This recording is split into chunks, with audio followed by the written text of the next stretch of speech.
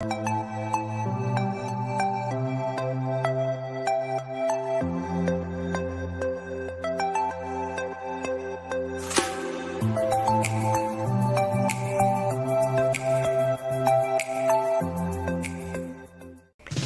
back to This Week in Indies. We've all had great ideas, or what we thought were great ideas. But what do we do when they don't come out right? What happens when they're just half-formed thoughts? Do we shelf it, move on to something else? Do we work till we can't work it no more? Well, we'll ask our roundtable panel what they do when this happens, and if they've found answers that work for them. Then, see how Canada goes along with another indie connection, with books similar to that of Under the Whispering Door by T.J. Klune. Then finally, once again, we put our panel through the rigors of 10 questions in 5 minutes as we take on the 5-minute drill. So sit back, relax, grab a cup of coffee, enjoy the show, comment, subscribe, like, do all those wonderful things you do as we get ready for another great This Week in Indies with your host, Joe Compton.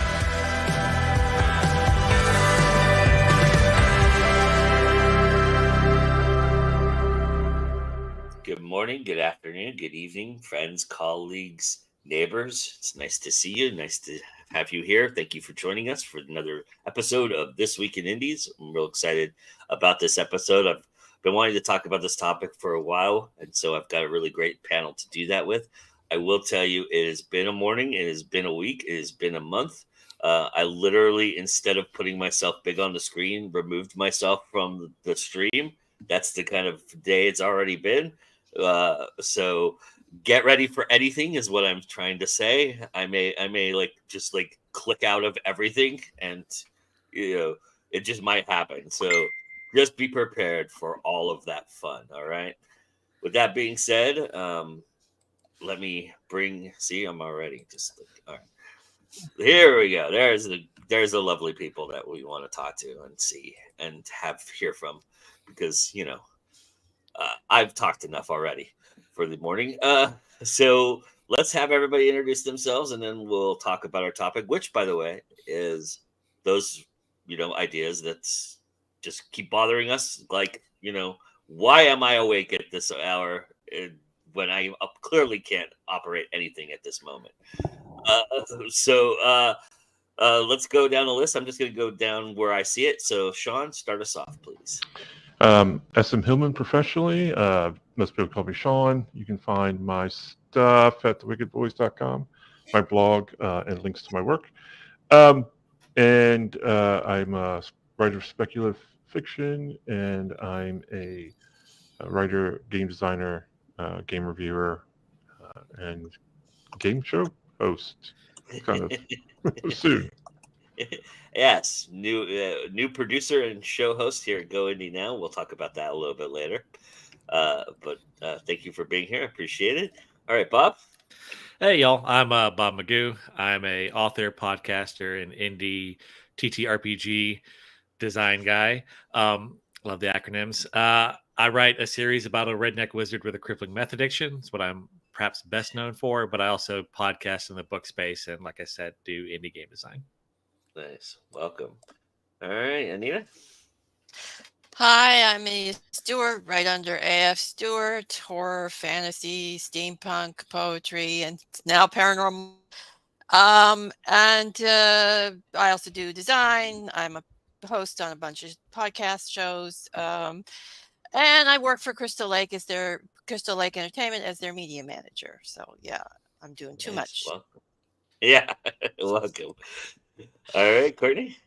Hey, I'm Courtney, aka CL Cannon. I do a lot of things here on Going Now, like the Indie Connection and the monthly marketing tip. But in my spare time, I do write fantasy and sci-fi, mostly YA fantasy and sci-fi. At Fiction Atlas Press, we have a new anthology that's going to be coming out called Fate's Design, about changing your fate. It's going to be coming out in about a month and a half, so look for that.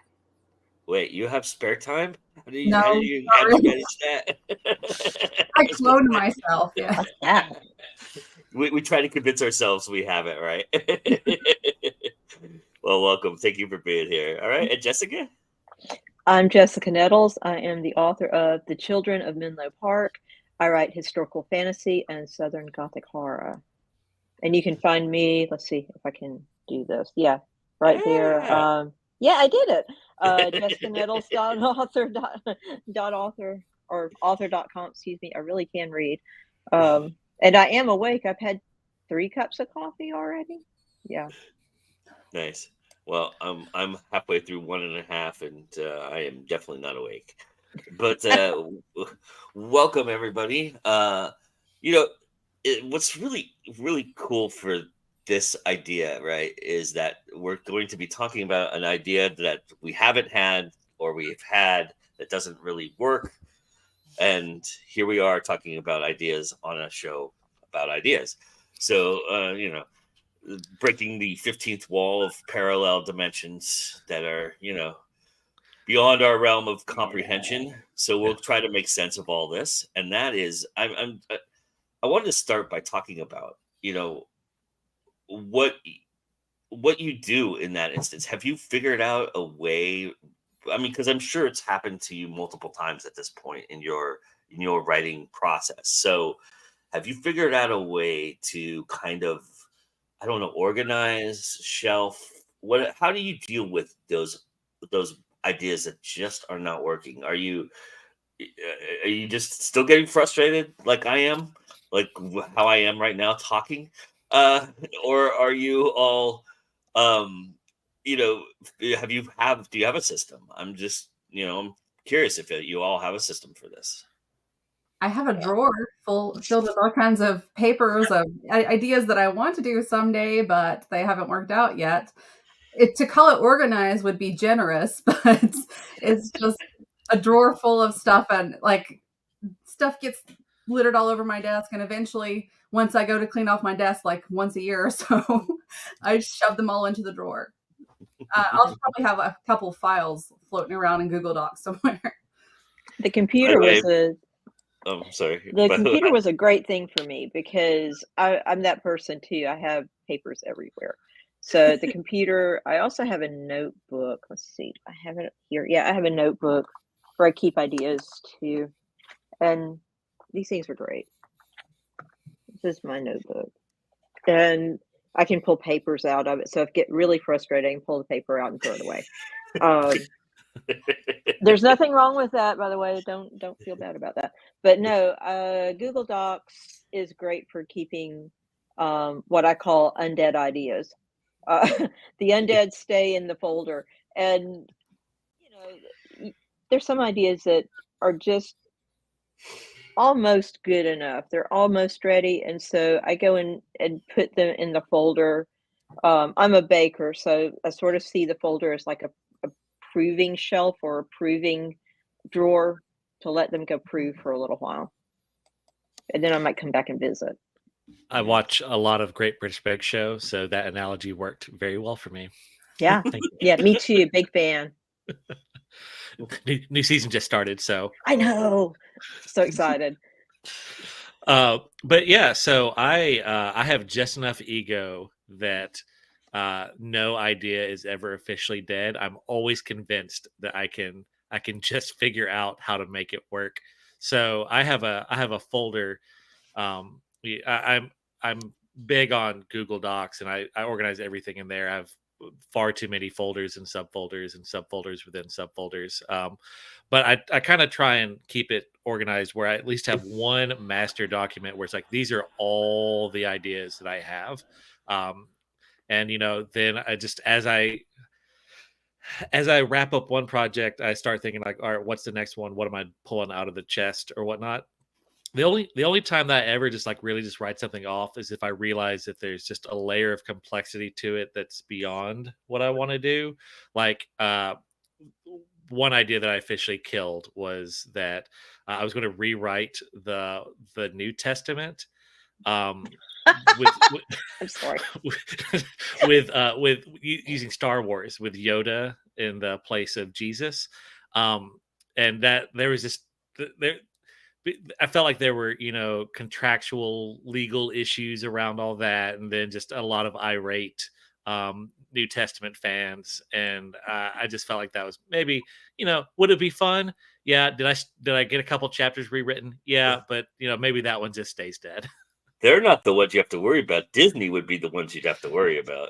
Oh yeah. Last time I checked, Jesus doesn't have a lawyer, but Yeah. Disney's got a billion. So I think there's a lot of what do you call it? The copyright has ended a lot on a lot of that stuff, but for Disney, yeah.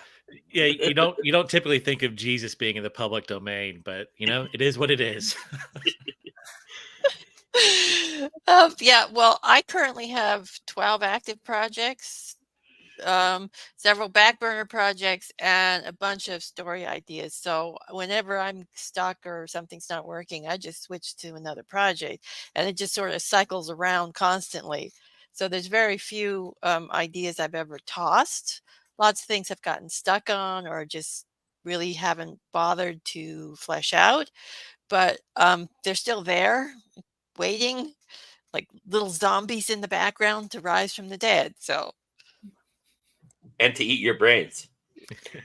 or actually probably pick my brains for better ideas. So yeah.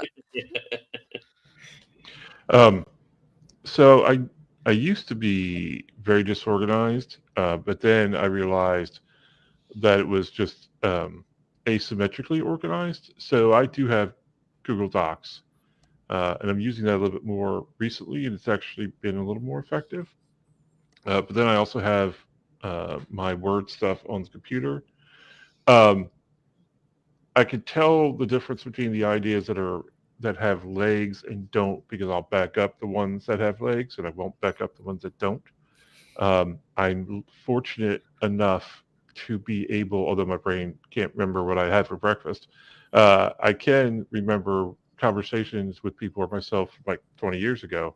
So when I go to put an idea down, what I typically will do is write maybe a couple pages or a chapter just to establish the voice of the story, and then I'll save it and I'll put it away unless it has a lot of legs to it.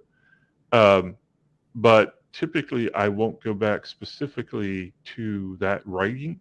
I will start a new one. So there'll be like, speculative fiction story number 49.1, and then it's 49.2, right? Different version numbers. And typically, I don't really finish an idea until I get to like the third or fourth version of it I was anyway. going to say, how many versions do you go before you go? Okay, I think I've exhausted the sequels here. Yeah, right. It's like, okay, yeah, it finally sounds right to me as I'm writing it. I forgot to welcome everybody. Bob breaking the fifth wall. Tiffany is here. Hi, Tiffany. Madeline says, "Hi, all, my nemesis." LOL. And then Bob's saying, and then Sean is here. But Madeline, I have to question this comment. Yep, my connection isn't best both seasons. Are you like dodging like arrows right now? Is that what you're in the forest dodging arrows? And then she says, I have a ton of stuff on Google Docs. Not all of it is my main focus. Jessica breaking the fourth wall. And then Madeline says, my notebook stuff is kind of a mess. They all end up being journals. Yeah. So, having these ideas somewhere, putting them somewhere or throwing them away or whatever. When do you decide to try to tackle the idea? Is it right away when you get it? Do you try and make it into something? Is it just a matter of I've got nothing in my brain, so let me look at old ideas and see if something sparks? When do you typically take on these half-formed thoughts and ideas and try to make them something? So for me, early on, I was very, very much like Anita. Like I had just like basically 4 different genres that I would rotate through. I would write in one till I got bored, and then I'd switch to the next. I'd steampunk for a while. All right, now we're going to write horror for a while, and then I'm bored with that. Let's write urban fantasy for a while or traditional fantasy. But as I've kind of got my brain trained a little better now to where it can actually focus on one topic till completion, which took some real wrangling there for a while. So for me, it's uh, I have my my focus is now shifted. Like now that I'm actually completing projects, now I kind of have gotten to the part where I actually let the finances kind of decide what my next project is. Um, if if a book is going to be so long that I don't know that I can afford the editing right now, I will sit on that for a little bit. Or my big push right now is trying to get more books in different genres on my table at conventions so that I can reach a broader market. So right now the business is kind of leading the show right now, and that's how I end up choosing what I don't write to market, so not in that way does it choose, but it's more, hey, you've got this steampunk book you've been sitting on, you don't have any steampunk on your table. Let It's not that long. That's the perfect, Venn diagram. It's right in the sweet spot. Let's get out there and finished. Yeah, I would just like to say that yes, I do have 12 active books currently on the go, but I do complete them. Okay, so it's I can actually write multiple books at the same time because my brain is very strange. Anyway, but also what pretty much what depends on what I'm working on is what is I feel like writing at the moment. Like if I'm in the mood to write my road trip novel, I'm going to be writing that.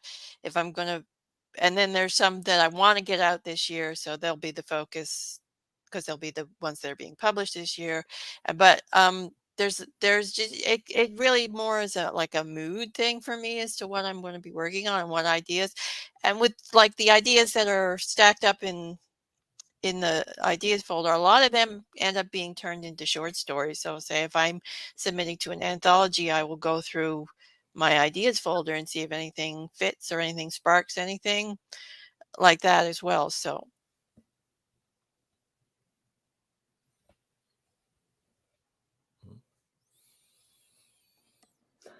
I typically, there we go.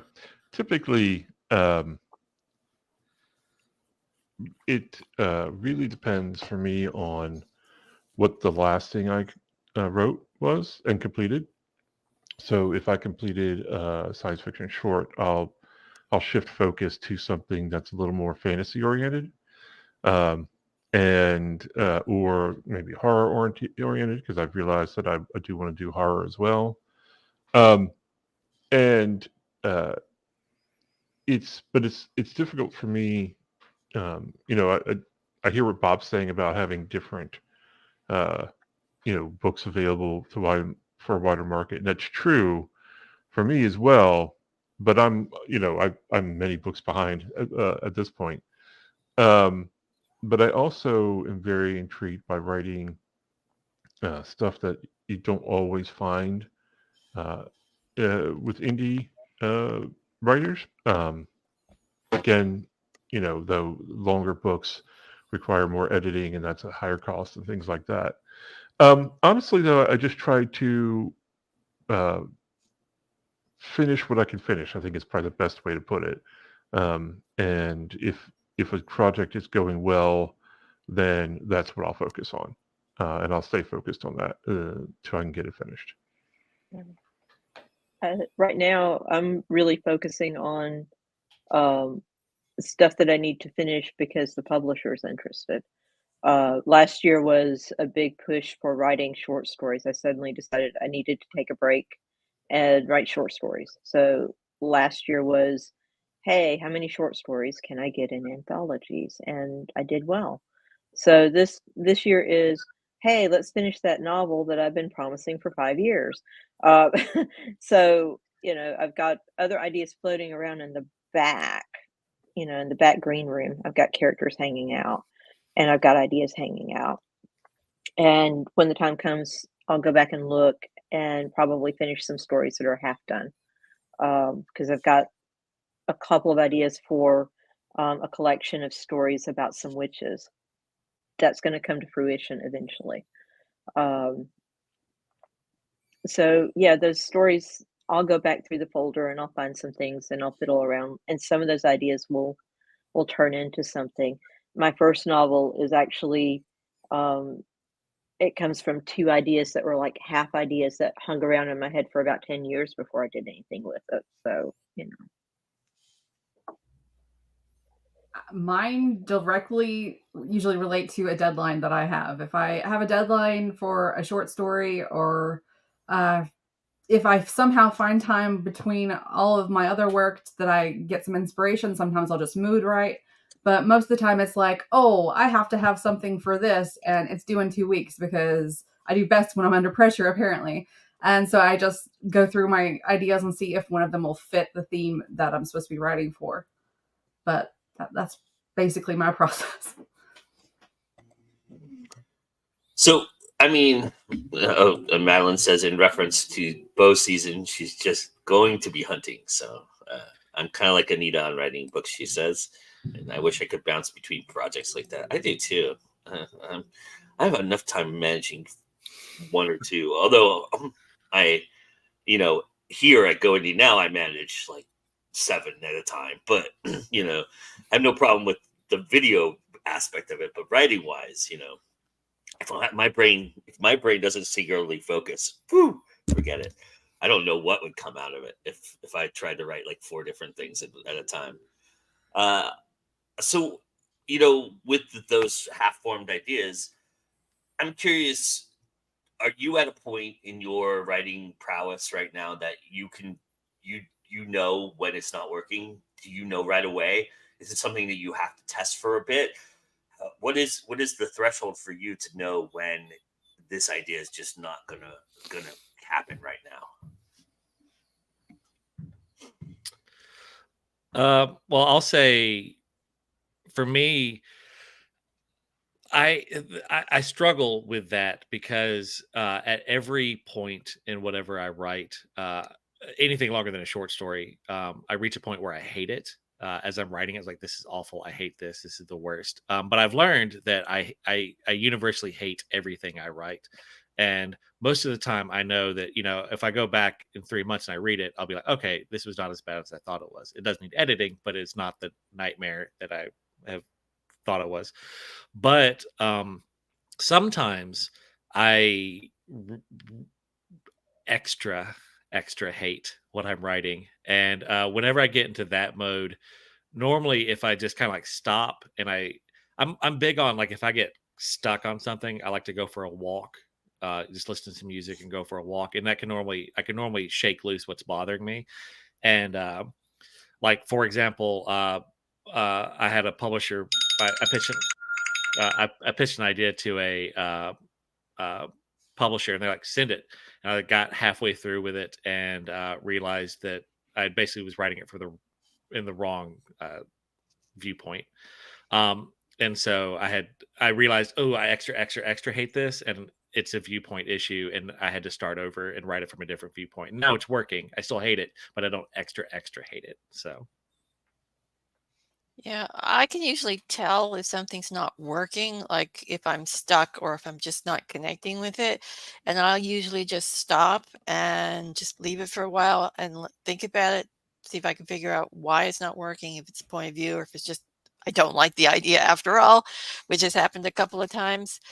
But and sometimes it takes a while for me to figure out what's wrong with it. And like once I actually read a piece on one of Joe's shows, and I realized as I was reading it what was wrong with it, and I fixed it, and it was just I had to change the point of view from one character to another character, and it worked perfectly after I did that. So sometimes you just need a little space and a little maybe even just reading it out loud to figure out what's wrong with it if something's not working, for me anyway. Hey, I'm pretty proud that Go Indie Now figured something out for you. That's pretty awesome. Yes, you fixed that, because I hated that story. I read it on your show. I forget which show and why I was doing it, but anyway, but I hated that story. I mean, it was okay, but I knew something was wrong with it, and I couldn't figure it out.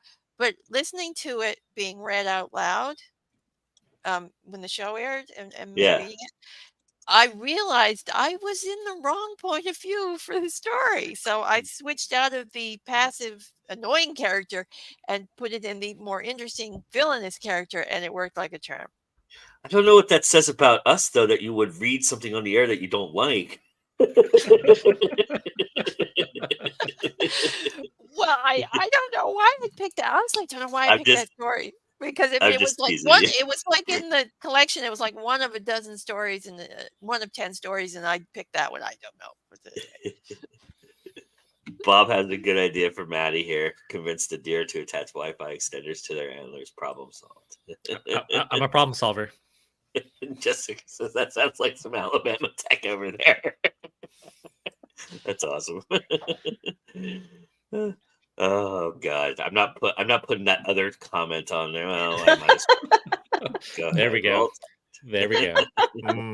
Yeah. All right. See, I appeased you, Bob. There you go. All right. How about for Jessica, Courtney, Sean? You guys, I don't even remember what the question was. What's the question? Oh yeah, it's when you have an idea, do you know exactly when it's not working? Do you have a thought about it, or do you have to play with it a little bit longer to kind of figure that out? I tinker, and I'll go with it until it's painful. And sometimes it takes a minute because I really want it to work, and then it doesn't. And then, of course, there's that point when you're writing a novel, and I really do believe that everybody gets to this point about midway where everything sucks. I know I'm going through that right now with Kudzu Ridge, which I'm supposed to have done by December. So I've been literally stuck in the middle of this novel for a while, and I know it's a good novel. I know in my soul that it's right. I don't want to abandon it. But there's a whole part of me that's at that stage of this really sucks and I hate it and I don't know what to do.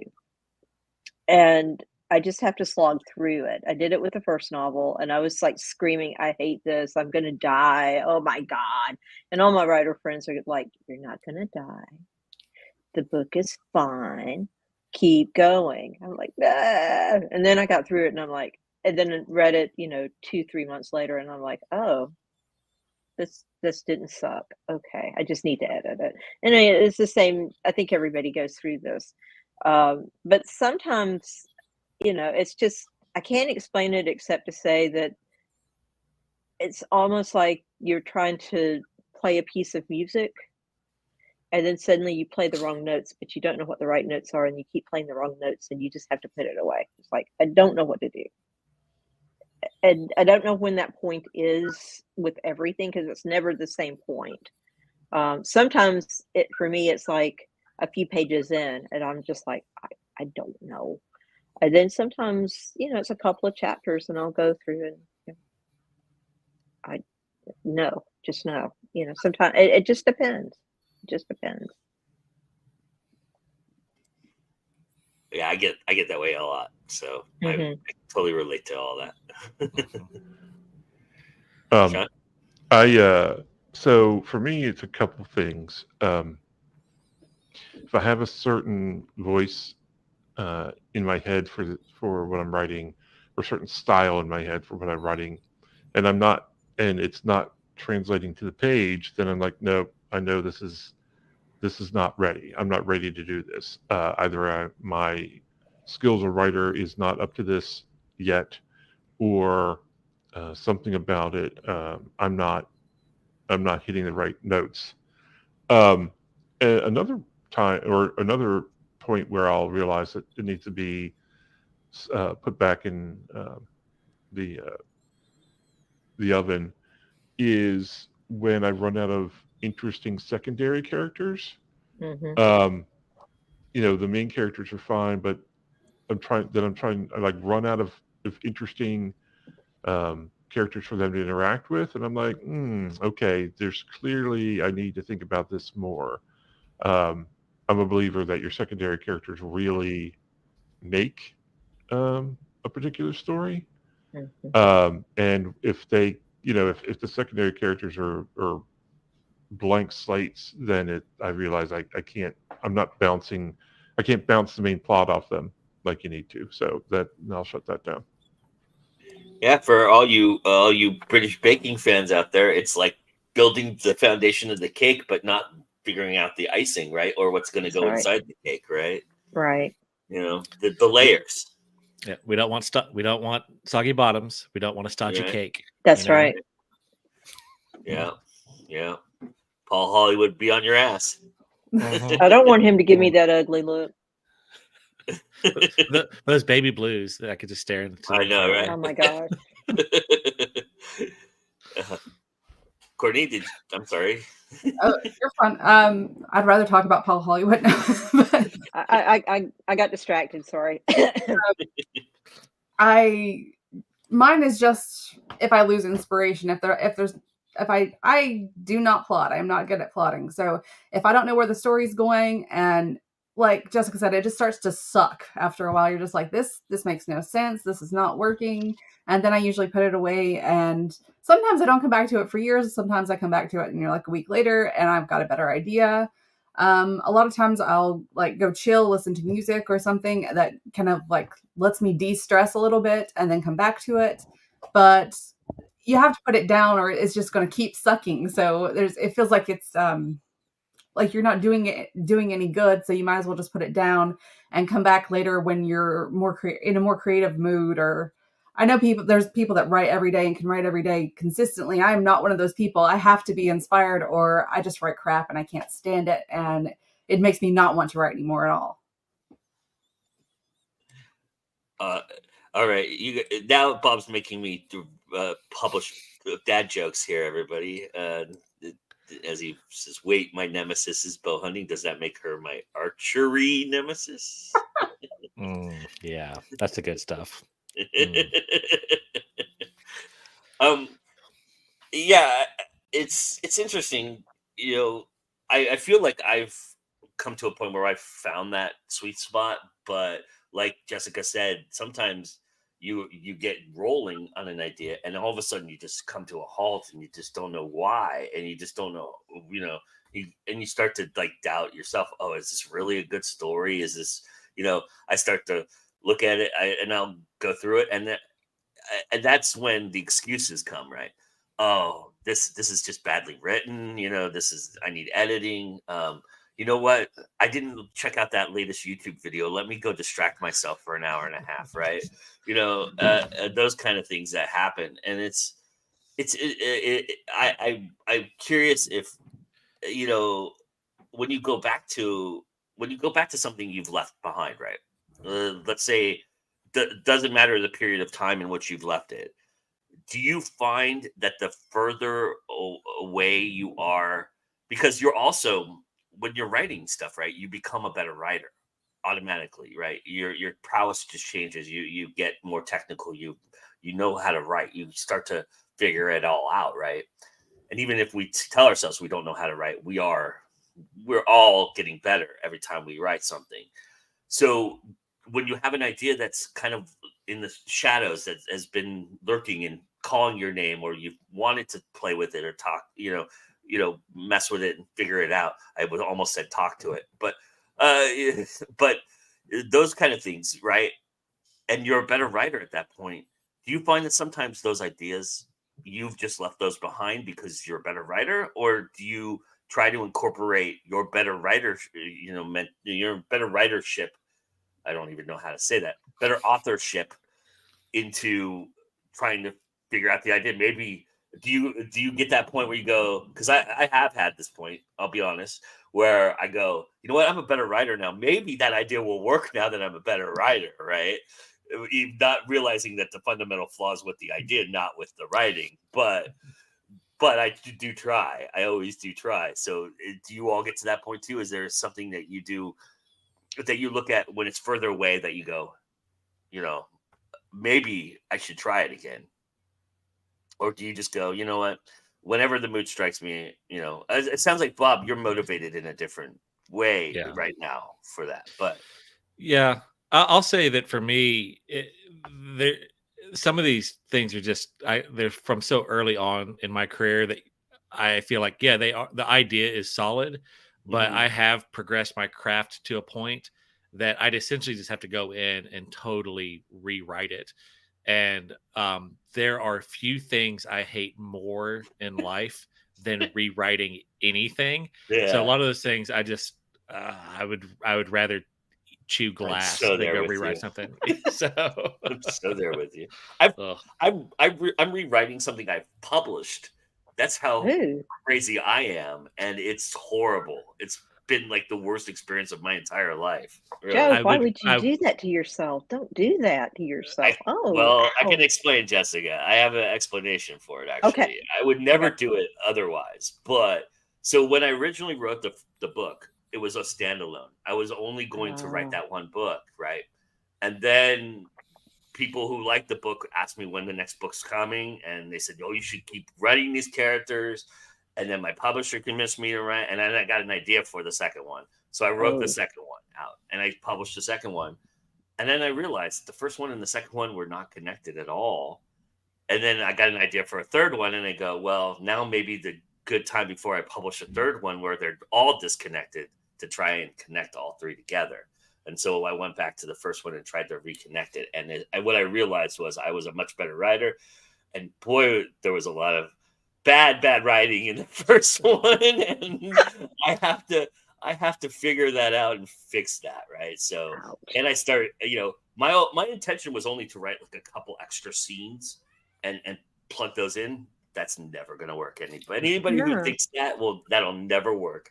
So I just started, like, when I plugged the scene in, I went to the chapter previous and the chapter after, and I said, you know what, this sucks. And I started rewriting those chapters, and I just realized, oh, now I'm rewriting the whole fucking thing. Oh Right? So, no. Oh that's no. where I'm at.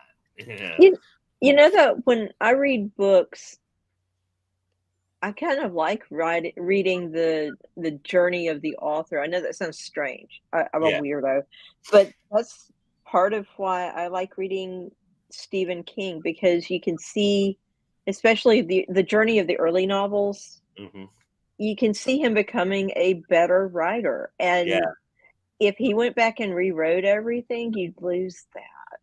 Yeah. You know, you'd lose those terrible rushed endings that I always bitch about. But I look at from a craft point of view and go, okay, I'm learning something from what he's doing wrong here. And those other little things that he does in his early career that he shouldn't be doing. And I'm like, if he rewrote this, how much of a loss would that be for me and other people learning how to do the craft? So yeah, I wouldn't do that. Yeah. But God You bless make a you great for point. trying anyway. I think it's awesome. Because I like the stuff he did early on. I don't like the stuff he's Yeah, doing now, but I like the stuff I he like did his early early on. stuff. I like his later stuff too, but I like his early stuff for the craft part of it. But I do like his storytelling too. I mean, Yeah, he's a good storyteller. There's no he's doubt a about good that. storyteller. Yeah, but Um, yeah, good way to learn but, craft though, yeah, is by watching people's journey. and I think also, if you watch somebody like Lucas, who's tinkered with the original trilogy over and over again, trying to add a scene here, trying to reissuing a 50th edition, and then remastering this, or redoing the graphics. It's not what endeared us to it at the No, beginning, right? I mean, you're almost ruining it in a lot of ways, right? I just So wish he would stop. I mean, those of us who are fans from the start don't need that. yeah, And it's the storytelling that sold us. yeah, You yeah, know, it's the characters. It has yeah. nothing to do with the laser beams and the and the lightsabers. Although those are cool, it's just, and yeah, they're dated now, but it's like, who cares? And it kind of tells you what he thinks is important, which kind of breaks my heart. Yeah. Well, yeah. Anybody who's seen Attack of the Clones knows what he thinks is important. I was so sad. I don't acknowledge that movie. Don't Yeah. appreciate that movie. Yeah. We don't acknowledge the prequels. Yeah. No. Barely acknowledge the sequels. Although I will say this about the prequels. They do age better. They've gotten a little bit more tolerable. Certain things about them have gotten a little bit more tolerable for me over time. letting time separate a little bit. There's some things I think he was doing that were okay, and don't get me wrong. There was a lot more that he was doing that was not okay. Yeah. That's what I was just about to say. Yeah, but yeah, totally.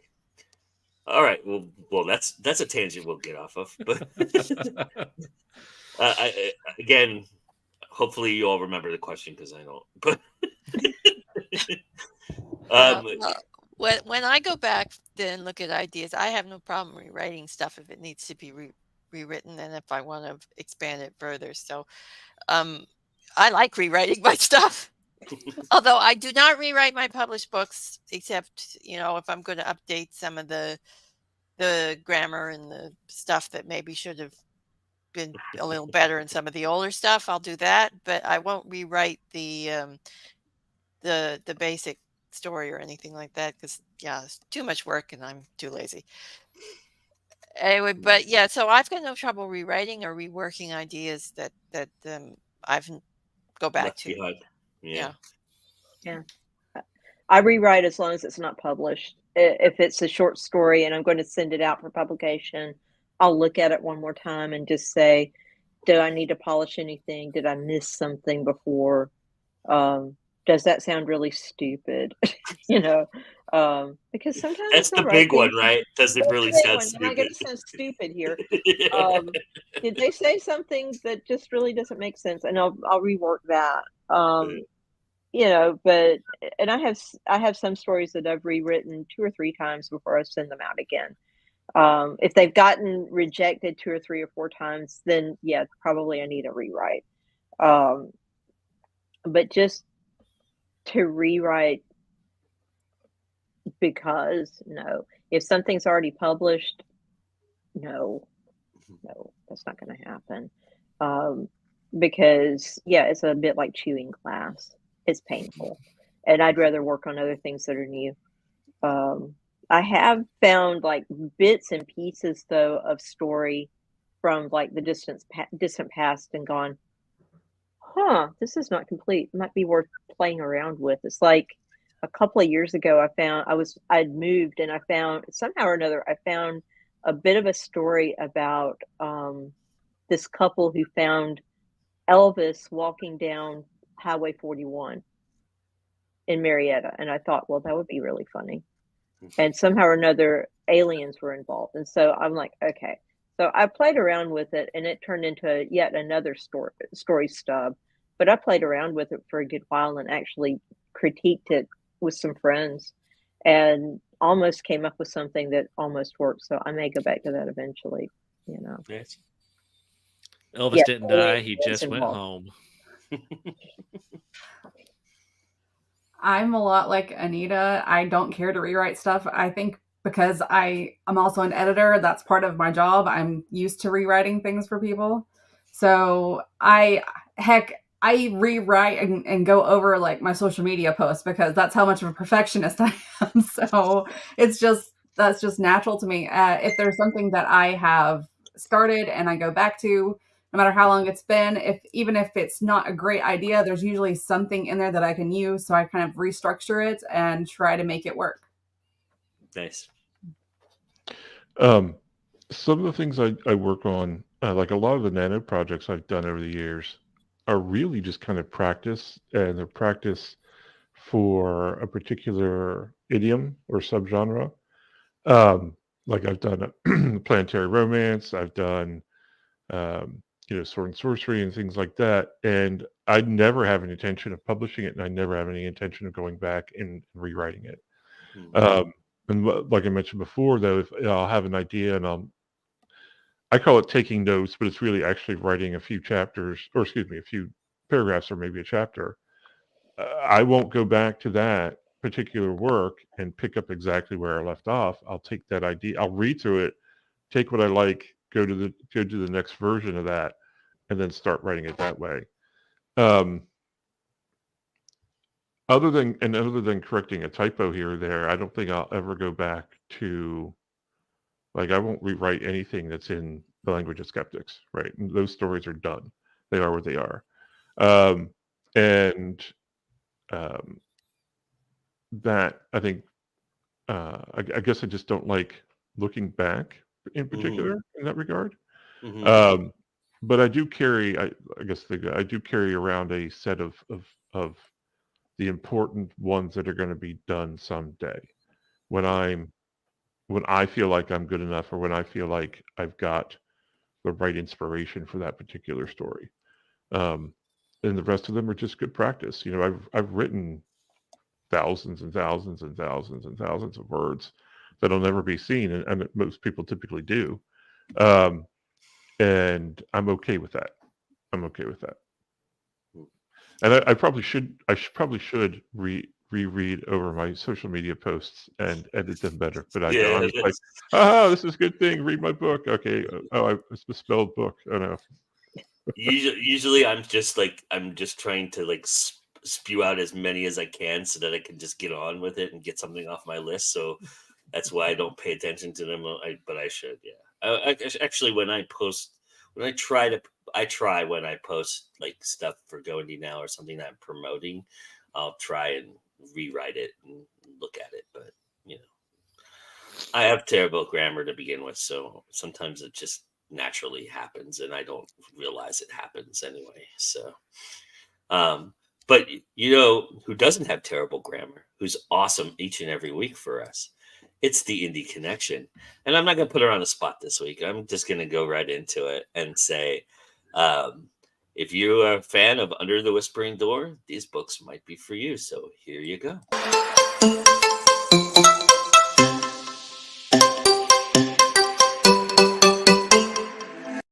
Hey guys, CL Kaden here from Fiction Atlas Press, bringing you another Indie Connection. Today I'd like to tell you about some indie books that you might enjoy if you're a fan of Under the Whispering Door by T.J. Klune.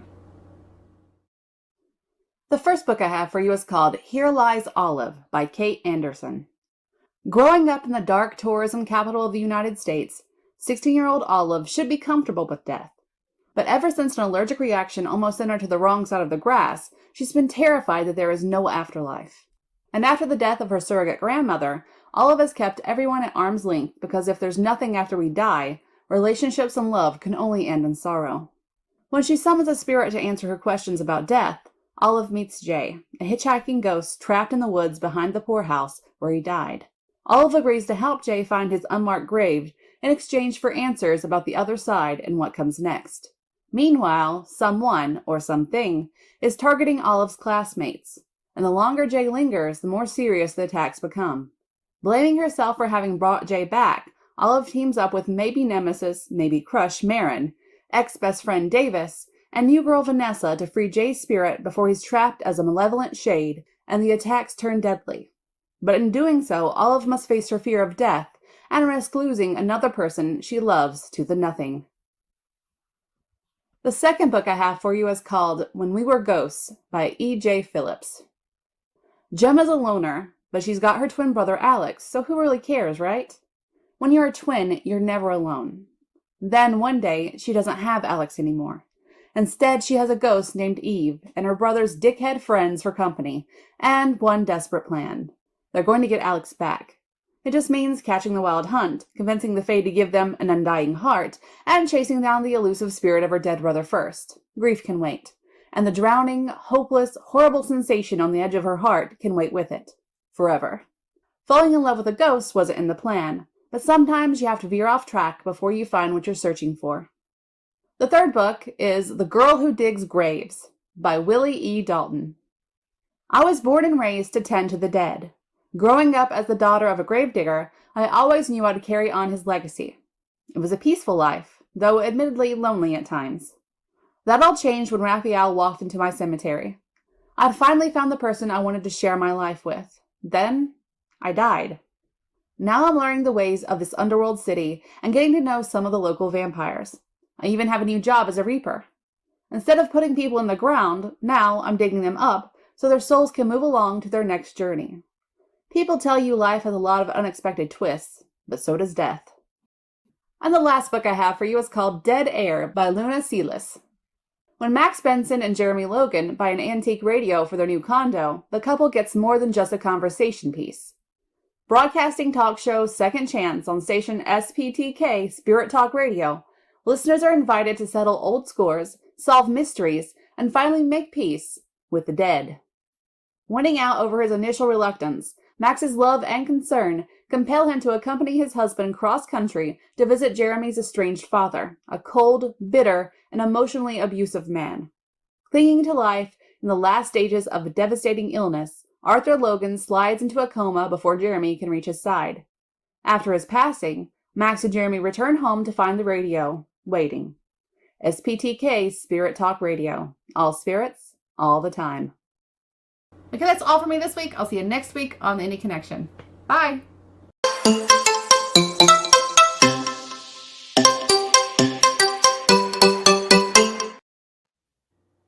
All right, and many thanks to CL Cannon for that wonderful, wonderful Indie Connection. I actually got one of those books, the one with the graves. That one was pretty cool. I bought that right off the cover. So thanks to Courtney for giving us those wonderful books to do that for each and every week. I mean, my damn TBR can't get any bigger, but it does somehow, some way. So I appreciate it. It's an awesome. And what's funny is, like, I'm starting to realize how much in sync we are, Courtney, because that book kind of goes along with the topic we're talking about today a little bit, so it's very interesting. All right, so the last thing I want to talk about before I torture you all for the next 5 minutes, for the last 5 minutes, I should say, is I'm curious about these ideas when you do work them through and get through them. Do you find that going through the paces of that, where you're taking an idea that was formed already and then putting something out with it, or finishing it, or at least trying to finish it, is a different type of writing for you than, say, you sitting down and going, I have an idea and I'm just going to roll with it and write it? Do you feel like there's something about that helps you and your process and your craft? Do you feel like that's something that maybe every author, writer should experience, is take something that you had freeform that you didn't think was going to work and try and work it out? Do you think that's something that would help you creatively? I'll say, weirdly, the ideas that I already have tend to be that I have at least somewhat fleshed out, tend to be harder to come to get onto the page, because normally there's a reason why I didn't just dive in and write that idea. And so it's almost like that idea has baggage that I have to work through before I can actually get it out there. Whereas, I go for a walk and an idea hits me and basically like, oh, wow, the whole novel came to me in a rush, and that just flows really easily. But that, oh, wouldn't it be neat if a book ended like this? Well, that's cool, but that's an ending. That's not a novel. And trying to work out how to get there can oftentimes be a lot trickier for me, since I'm much more of a pantser than a plotter. Yeah, generally, if I have trouble with an idea, or if I'm stuck on something and I work it out in the end, I usually hate the story. And usually that will be the one the readers like best. You're right. Exactly. Yeah, of course. So it's like I can't be objective about my work. So it's like, I don't know. It's like, if the story works out and people like it, I'm fine. I'm happy with it. It's like this has happened several times. It's the stories that I've had no problems with, that I love, people don't care about. Stories I struggle with and work on and work on and work on, people like. So yeah, which is good news, bad news for Sean, and I'll explain in a minute. But I want everybody else to to chime in on this. I think for me, having a little bit to go on, more so because I usually just dive into things when I have an idea. Having that little bit of structure actually helps me be more creative, and I can actually write faster than if I just now have the idea, because a lot of times I get a roadblock. I'm like, I don't know how to end this. And then I run out of time to write something and I just give up. So if I have more of a structure, like, it's like almost like me, if I could be a plotter, I have some sort of guideline that I can go by, and it starts to flow better for me. And the challenge of trying to figure out how to get past the roadblock that I hit makes me think harder and think more creatively, and it just works better for me. I like the struggle. I don't know. I don't always end up doing things with these ideas, or they'll come back later and I will, but I think it's a good experience, just like all of the experiences are good experience for a writer. And I would say to somebody out there that's facing this right now, don't give up. Don't let this be the one that holds you back. Just put it in the file, keep going. Come back to it and maybe shrug later and go, oh, okay, let's try this. Nice. The worst that can happen is that it says no, right? Yeah. Very true. I will, when I run into a rough spot, and sometimes even when I'm not in a rough spot, sometimes I'll do this right off the bat. I don't just think about the ending, I actually write the ending. Because typically where I get stuck, I mentioned a couple things, but I'll also be like, and how am I going to end this story? And I think a lot of people go through that. So I kind of sometimes will what I call laying the keel. I'll write the first and last chapter, and then I write the second chapter and the second to last chapter, and that has helped me, or paragraph, whatever, depending on the length of the story, that has helped me get through these kind of things. But I guess because of the way that I do rewrites, I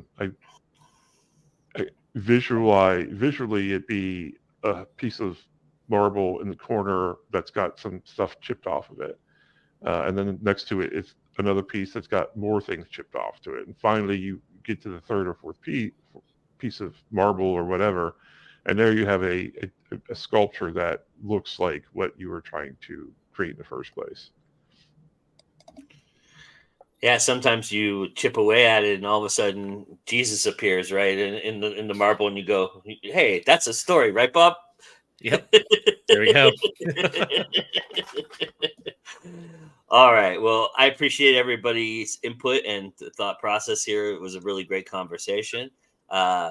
Before I torture you all, there is some going in out business I want to take care of, but I also want everybody to be able to tell everybody where they can find your wonderful works that you have finished and out there, or maybe thoughts, your blogs that you have thoughts on this sometimes too. So tell everybody where they can find you. We'll start with you, Jessica. Tell everybody where they can find you.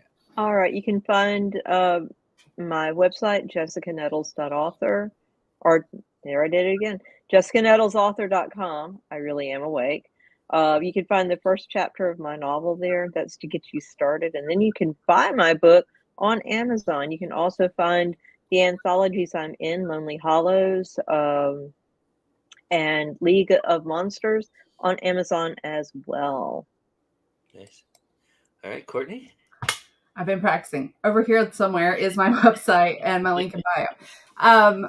You can find me on pretty much any social media except for Snapchat. I am on TikTok. I'm trying to get more active on there. I love TikTok, but I just hate trying to make the content.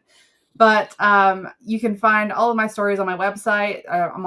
I'm wide, so I'm on all the platforms. Except Snapchat. Except Snapchat. But I have a new anthology, Fate's Design, will be coming out in October.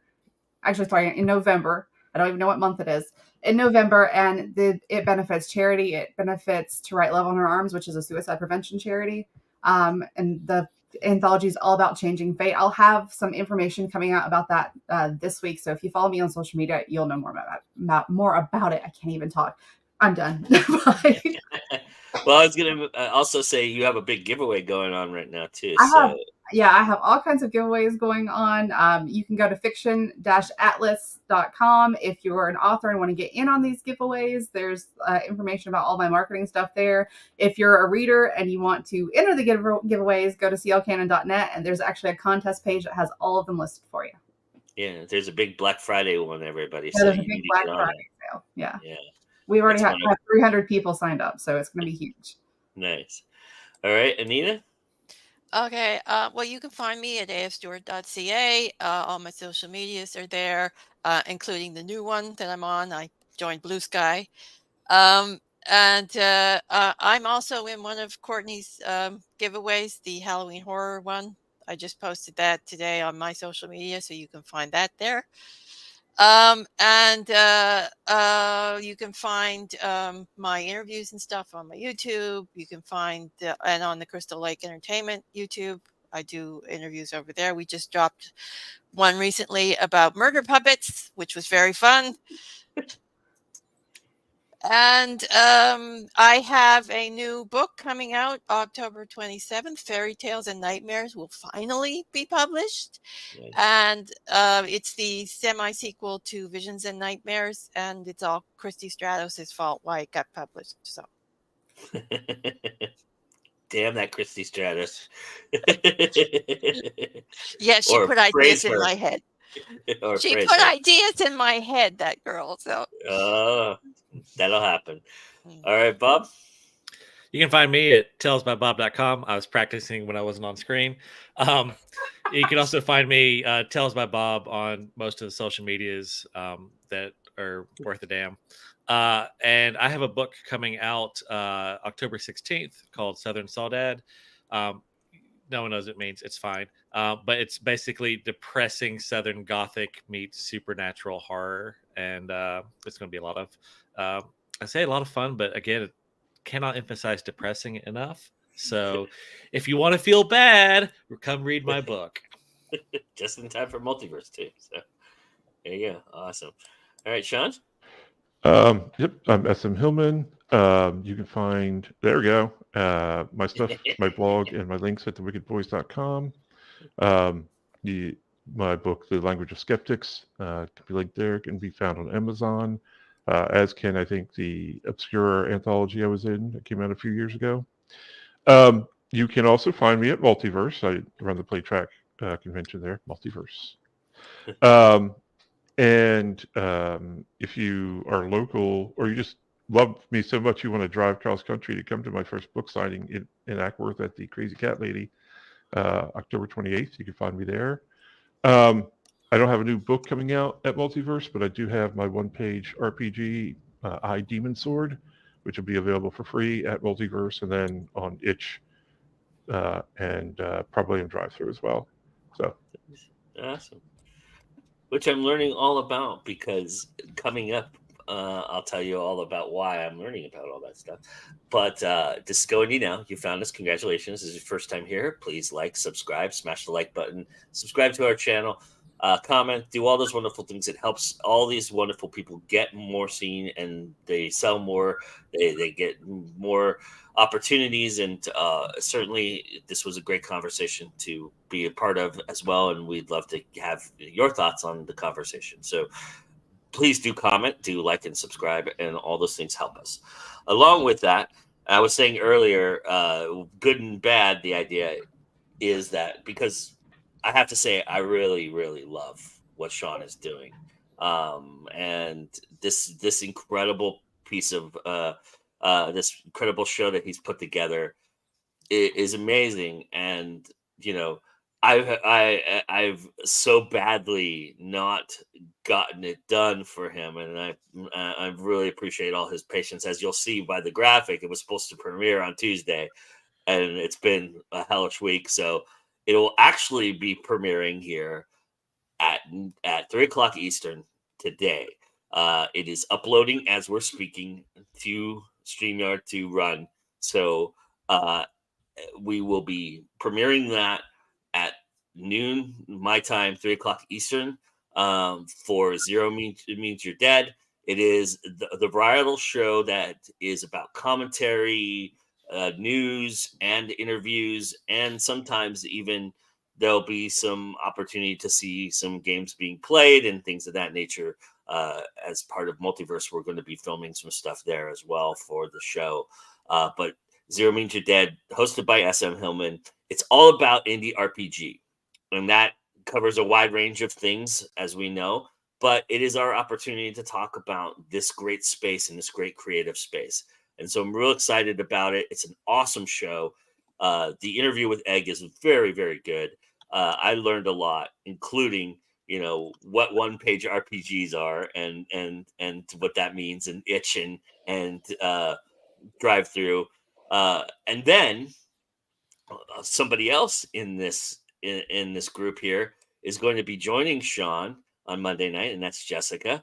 And they're going to be playing Egg Embry's Human Almost game live on air from 9 p.m. Eastern on. It is something you'll hear a lot about in Zero Means You're Dead. So if you want to know more about what Human Almost is, watch the show that I hope you all watch, that none of you are going to watch because I really love it. Like Anita said, that's what happens when because I really love this show, and I'm really proud of what Sean has done, and it's really amazing. So I hope you do come and check out Zero Means You're Dead. Even if you don't check it out when it premieres today, check it out in the next day or so. And that'll lead you up to Hit the Dice, which is the interactive gameplay show that we'll be doing each and every time we publish a Zero Means You're Dead. The creator that Sean is going to interview will then demo a game for us with a group of game players. So if you want to be a game player, it's open to anybody who wants to come and join us. So if you have a Monday night open that you want to come and play one of the games, just let me know, and I'm happy to get you in the rotation and get you on the game. Then on before the gameplay, we have the awesome Bobby Nash joining me for 21 grams as we continue our series. That'll be right before Hit the Dice. I'll be interviewing Bobby Nash about all the things that we talk about. He's literally the guest that has been on every single season of 21 grams. So I'm real excited to have him and pick his brain even more. And also to give him the questionnaire by the great Binod Pivot, which was made famous on Inside the Actors Studio. I'm doing that each and every time I do one of these episodes. That'll be the end of it. And now I'm going to torture our panel because it is time for the 5-minute drill, everybody. I hope you're all excited. Hang on. I won't start the clock just yet. But these are 10 questions. We'll see how far you get. The bar has been set. I think it was 2 minutes and 12 seconds, if I'm not mistaken. Somebody got through it that fast. However, I will caveat this by saying I'm not sure I'm going to count that episode just yet. And I may just do something for those 4 because they had 4, not 5. And so I don't feel that's fair in terms of judging it because, 4 people are going to get through this a lot faster than 5 will, obviously. So, but I may just for them because that wasn't their fault. It was not their fault that they had 4. So I may, give to their charity and whatever. Anyway, so if you were on that show, don't worry about it. I'll take care of you, even though I'm probably not going to count your round. Plus all those people are on another episode. So eventually. So right now, I believe the bar is 123. So it's up to you all. You all can have fun with this. You don't have to win. If you're not competitive, it's totally fine. Enjoy, just have fun. These 10 questions are designed for fun, even though they are torturous. And I'm going to start the first question before I start the timer because I want to explain it a little bit. And that is the first. And how it's going to work is I'm just going to go down the line. So I'm going to start with Courtney, then Jessica, then Sean, then Bob, then Anita. Then I snake it back. So Anita, you'll answer the second question first, then Bob, then Sean, then Jessica, then Courtney. And we'll just go back and forth like that. Everybody got it? Everybody cool? All right. So the first question I'm going to ask is, at bars, we know there's certain shelves where things are kept, right? And the top shelf is where the highest, the most expensive, beautiful liquor is, right? So for your first question, what book would you deem is top shelf material? Six of Crows. Okay. The Jonathan Strange and Mr. Norrell. Nice. Sean? A thing of rum. Some rum. Nice. Bob? Frank Herbert's Dune. Nice. Anita? The ocean at the end of the lane. Awesome. Okay, Anita, if you could enter every room with a theme song announcing your presence, what would it be? Don't Fear the Reaper. Nice. Who Will Save the Sane by Typo Negative. Nice. Sean? The Imperial March. obviously. Jessica, Boat on the River. nice. Courtney, Won't Back Down by Tom Petty. nice. All right, Courtney, do you call it ping pong or table tennis? Ping pong. All right, Jessica, Ping pong. John, Ping pong. Bob, Ping pong. Anita. Ping pong. All right, well, that's a consensus. Anita, running out of the house, what is the thing you are most likely to forget? My jacket, probably. Unless it's wintertime. Bob, Cell phone every time. Sean, Wallet. all right, Jessica, Water bottle. nice. Courtney, Keys. jeez. All right, Courtney, semicolon or ellipsis, which is the most underrated of the punctuations? Ellipsis, I guess. All right, Jessica, Ellipsis. Sean, I say semicolon. all right, Bob, Oh yeah, semicolon. all right, Anita. Semicolon. All right, Anita, do you think you've already written 1,000,000 words? Possibly. I have not counted. All right, Bob. 1.3 million last time I counted. Wow, Sean, Yes. Jessica, Yep. Courtney. Yes, if you count fan fiction. I don't know about published work. That counts. Courtney, best movie featuring a shark. Jaws. All right, Jessica, Jaws. Sean, Oh gosh. Jaws. all right, Bob, I mean, obviously it's Jaws, but I'm going to say Deep Blue Sea. nice, Ooh. Anita. Jaws. I'm disappointed none of you said Sharknado. By the way, I paused the. I would murder anyone who said Sharknado. Just saying. I've never seen it, so I can't really comment. I think I own 4 of them at this point, so All right, it was here in we the go. running. All right, Anita. Best book featuring a female hero. The Deed of Paxenarian. Nice, Pop.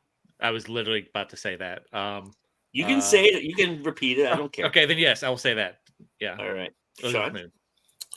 Moon. I'm going to say I could get a book. So I'll just say Polgara, the Sorceress. All right, Jessica. Can I say my own book? Yes. Yes, my own book. Children of Nice. Menlo Park. Nice. Courtney? Little Thieves. Nice. I'm going to add to this and say that if you haven't read Travelers by V.S. Holmes, you need to. That's Ooh, my okay. yeah. All right. Courtney, what would you rather? Time standing still for a week or living an extra year? Time standing still for a week. Jessica. Live an Yes. extra year. All right. Sean? Time standing still. Bob? I would rob all the banks. Time standing still. Anita? Time standing still. I could catch up on some of my TBR. Nice. All right, Anita. When you think of authors, who's the first name that pops in your head? Neil Gaiman. Nice. Bob? Bob Magoo. Nice. Sean? Octavia Butler. Nice. Jessica? Tolkien. All right.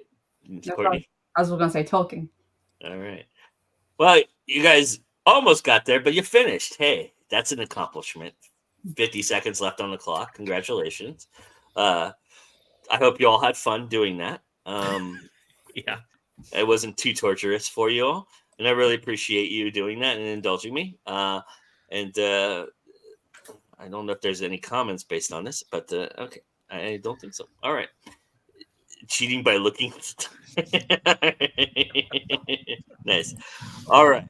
Well, you don't have to win, but it's okay. I know. You finished, but Bobby Nash is awesome. All right, everybody. Well, thank you so much for joining us, everybody. It's been a wonderful, wonderful conversation. I really appreciate it. And remember that it's always time to go indie now, and we'll see you next week.